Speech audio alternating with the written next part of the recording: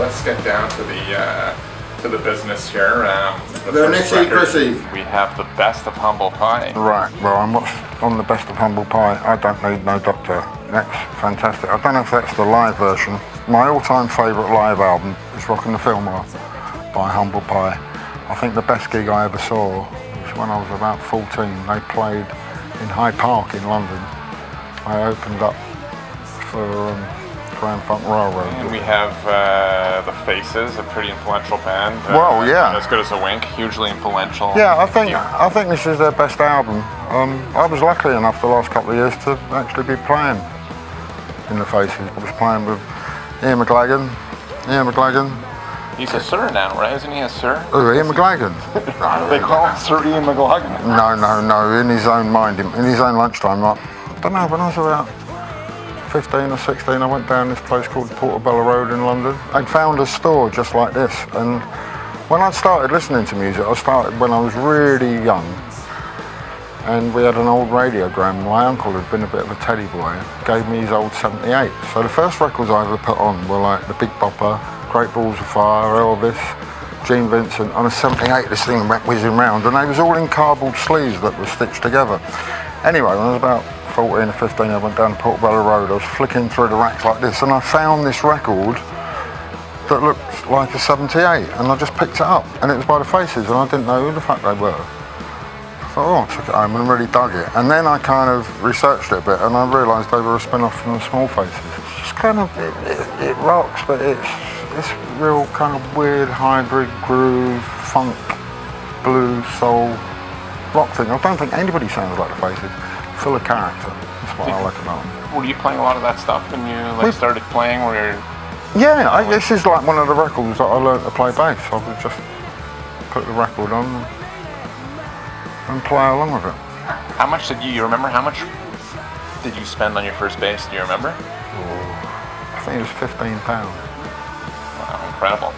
Yeah. So you remember it like... Yeah, it was this, it looked like a Fender Mustang. It had like Go Faster stripes on it, but then I realised after a while it had actually been a guitar that somebody had taken the 6 strings off of and put 4 in instead.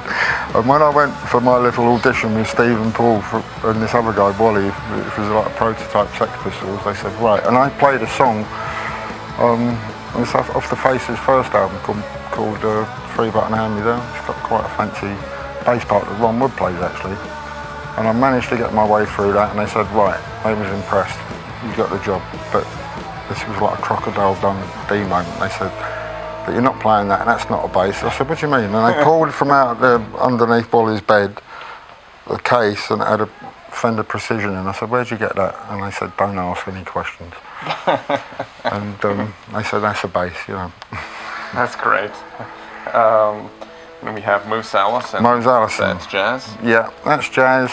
Your Mind Is on Vacation, fantastic lyrics. It's got Your Molecular Structure in it.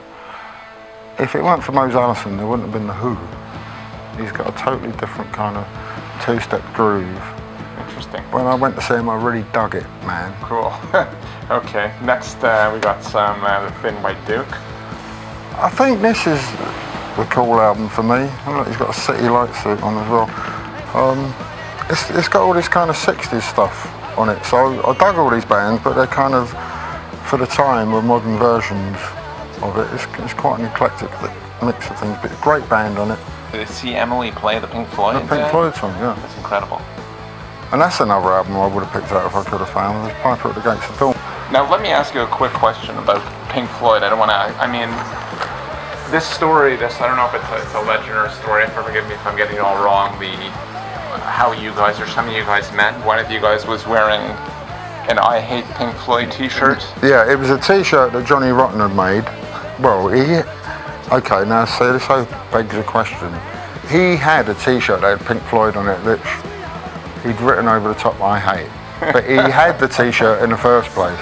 But then Paul Cook was wearing it one day, and we were collectively walking down the road from our little rehearsal place in a place called, it's like England's Tin Pan Alley, it's called Denmark Street. And as we was walking down the street, this copper stopped Paul and he said, he's trying to start trouble, just for wearing a t-shirt in the street. And that was like, wow, yeah. But it was funny, because I tail end of the summer, I went to some kind of the Bowie Literary Festival, very la-di-da, now people talking about their books during the afternoon, and I played with my band in the evening, and Billy Bragg played the next night and somebody else. And my set, Dave Gilmore and his missus were dancing and singing along to Pretty Vacant, which was no mean feat. But then afterwards we was chatting, and this young lady I was with, I overheard him saying to her, who didn't really understand the connection, and I know Dave a little bit, he used to live near me, but he was saying to her, well, the thing is, Deborah, is that Glenn used to have a band, and they had a t-shirt from my band with I hate written over the top in magic marker. And he was kind of indignant but seeing the funny side at the same time. Another one from the Thin White Duke. I don't know if that's apropos to call him still. Yeah, well, Thin White Duke, I don't really know him as that. I think that was one of his, not lamer periods, but the least happening ones. But I think this is one of the most progressive rock albums ever made. Guitar playing on it's fantastic. He made 4 albums around about this period, 2 with David Bowie and 2 with Iggy. You know, Lust for Life and The Idiot, Heroes and Low. It's just such a fantastic body of work. Were you a fan of prog rock? What was your? I know a couple of you guys liked it. I remember reading about that. There were a couple. I was aware of it. I like Pictures at an Exhibition by Emerson, Lake and Palmer in very small doses. Okay. I quite like early Deep Purple. In fact, one of my favourite songs is Hush, with Tommy Bolin singing it. That's incredible, and we have the Walker Brothers. Well, the Walker Brothers. Scott Walker. I don't want to say the same old thing. I really like Scott Walker's Sing Jacques Brel album. He kind of got me into Jacques Brel because it's hard to get into him if you don't speak French. But there's a connection here with that and that stuff. I mean, Scott Walker's gone very avant-garde these days, so it all kind of links together somehow. Excellent. Well, Glenn, we'll close it out on the Walker Brothers, Scott Walker. Yep. One of my all-time favourite songs at the moment is a song called Montague Terrace by him. The lyrics great. It's like Scott Walker trying to do a Jacques Brel kind of thing and succeeding. Incredible. Anyway. So got quite eclectic tastes. You mix it all up.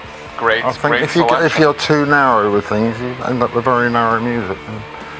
No, it's a great selection, a great array. Thank you. You know, I could spend ages here. You know. There's loads and loads. Glenn, thank you very much for doing this, and we hope to see you soon. Thank you. Okay.